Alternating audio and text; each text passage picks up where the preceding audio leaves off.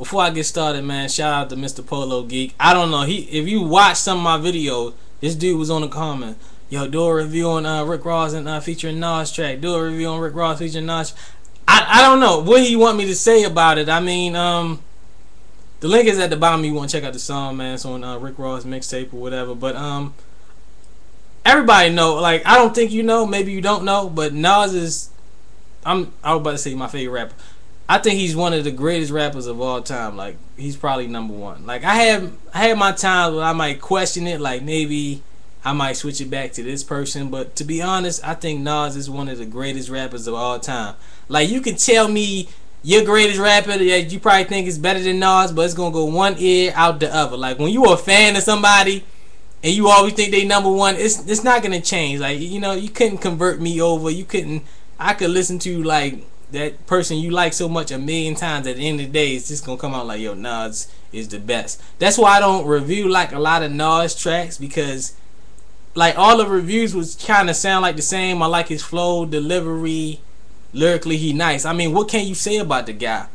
It was like a Nas track. It was like Nas featuring nobody. Like, Rick Ross, like, he cool, but Nas gonna kill him. Any person that Nas is on, he's on any feature, he's gonna kill. I mean, don't get me wrong. Nas has some whack shit. You know, like I don't like that Godson CD. That was kind of, I don't know. That shit was kind of whack. But other than that, like, lately Nas been killing a lot of stuff, man. Like.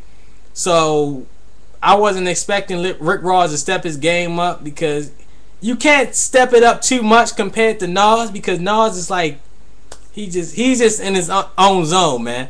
You know what I mean? Like, maybe Rick Ross could have hit him up like, man, maybe you can downgrade it a little bit, you know, step your bars down a little bit. But you know, at the end of the day, it's like whatever. You know, I mean, that's a good look for Rick Ross. You know, a lot of Nas fans might say, hey man, that's kind of cool that, you know, he doing tracks with Rick Ross and all that stuff like that. They might be a fan of Rick Ross now. You know, a lot of Nas fans might be Rick Ross fans, just like, hey man, just because of that track. You know, that's a good look over for Rick Ross, and that's a good look for Nas too. Like, you know, a lot of new people, yeah, younger people don't know who Nas is. I mean, you know, you might think, oh, they don't know who Nas is. Some people actually don't know who the fuck Nas is. I'm just being honest. But, you know, you'll probably think if you don't know who Nas is, you probably don't know music. You know, but it's a lot of young people that actually don't know that stuff. But that, I liked the track. It was cool, but it was like Nas featuring a fat guy. That's how I felt it, man. But Triple Beam Dream, that was a nice track. Like I said, man, Rick Ross, his mixtape got a lot of good features and all that stuff like that. That's what makes it good, man. Like, Rick Ross is always like he's like one of them rappers. Like, if he drop a CD, he's gonna have like good features, good beats, and overall good CD. That's what makes Rick Ross gonna sell.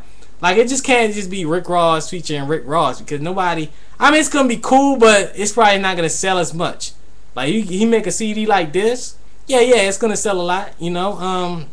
But that's about it. I guess he wanted me to talk about it, but I can't really do that many Nas reviews, man, because me being, you know, me thinking he the greatest rapper of all time is gonna be the same shit. Like, oh, Nas killed it, lyrically is nice. Bam, that's it. That's the whole fucking review. But link is at the bottom. You want to check it out. I'm done. That's it.